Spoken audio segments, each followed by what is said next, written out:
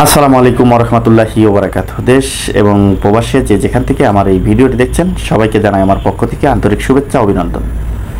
সুপ্রিয় দর্শক শ্রোতা, আপনারা জানেন যে বিএনপির স্থায়ী কমিটির সদস্য, বিএনপির একজন অন্যতম সুনামধন্য একজন নেতা মেজর হাফিজ।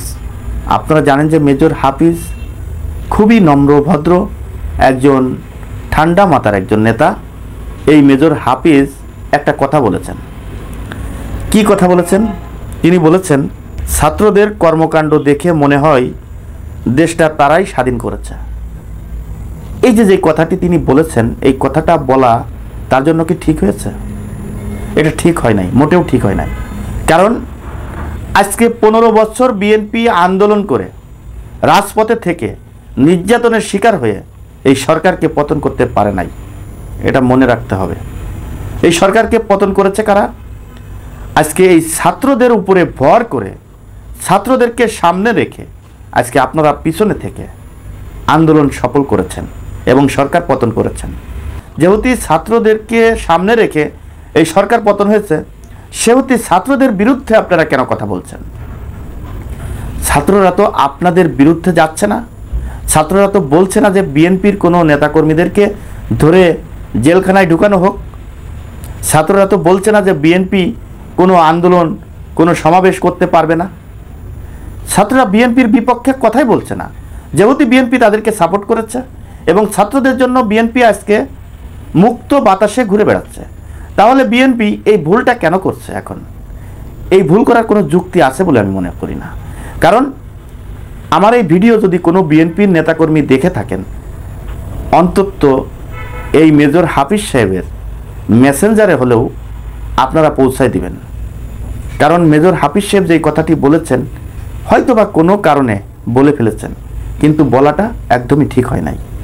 আপনারা জানেন যে বৈষম্য বিরোধী ছাত্র আন্দোলনে ছাত্রদের অনেক মানুষ কিন্তু জীবন দিতে হয়েছে এই সরকারকে পতন করতে যেয়ে। আজকে ছাত্র দলের অনেক কর্মী নিহত হয়েছে, আজকে সাধারণ জনগণ নিহত হয়েছে।